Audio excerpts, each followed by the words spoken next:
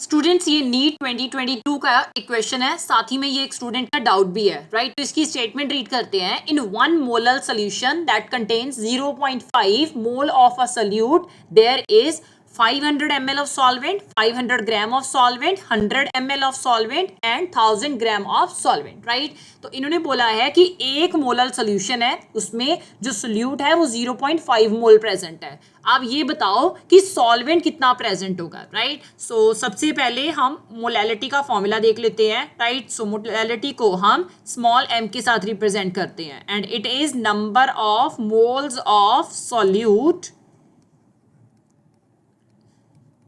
present in total mass of the solvent in kg, right?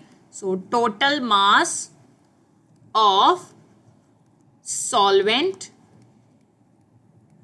in kg, right? So सबसे पहले अगर आप अपने ऑप्शंस देखो, राइट। तो हमारे पास जो फर्स्ट ऑप्शन है ये इग्नोर हो जाता है क्योंकि इसमें जो सॉल्वेंट है वो किस में दिया है, वॉल्यूम में दिया है, राइट। और जो थर्ड ऑप्शन है ये भी हम इग्नोर कर सकते हैं क्योंकि यहाँ पे भी सॉल्वेंट जो है वो वॉल्यूम में मेंशन है, जबकि हमने सॉल्वेंट का मास लेना है। दैट मीन्स कि जो हमारा करेक्ट आंसर है वो सेकंड या फोर्थ में से है, राइट। अब हम मोलैलिटी देख लेते हैं। तो मोलैलिटी हमारे पास कितनी गिवन है, दैट इज 1 मोलल, राइट। और number of moles of solute, right. अगर मैं इनकी बात करूं तो सॉल्वेंट को मैं कंपोनेंट ए मान लेती हूं, राइट। एंड जो सोल्यूट है इसे मैं कंपोनेंट बी कह देती हूं। तो अगर इन्हें नोटेशन की फॉर्म में देना हो तो number of moles of solute इसे एन के साथ रिप्रेजेंट करते हैं। अब सोल्यूट को हम कंपोनेंट बी मान रहे हैं तो एन बी आ गया, divided by total mass of solvent in KG. तो जो मास है इसे हम एक्चुअल मास को W, स्मॉल w के साथ रिप्रेजेंट करेंगे और कंपोनेंट A हम सॉल्वेंट मान रहे हैं तो ये WA आ जाएगा और ये हमारे पास इन kg आ रहा है, right. So number of moles of solute कितने गिवन है, दैट आर 0.5 मोल, राइट।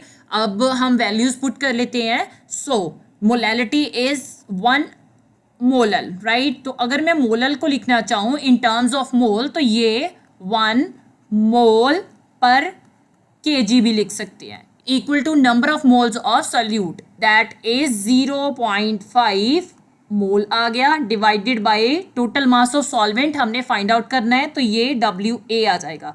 अब WA जो है ये मैं इक्वल टू के दूसरी साइड ले जाऊंगी और ये 1 मोल पर केजी जो है हमारे पास डिनोमिनेटर में आ जाएगा। So WA equal to 0.5 mole divided by 1 mole पर केजी आ गया, right.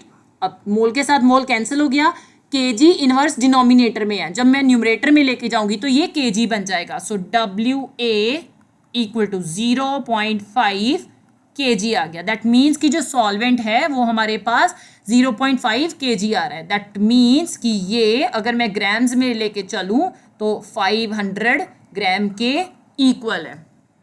So according to that मेरा सेकेंड ऑप्शन जो है वो करेक्ट है।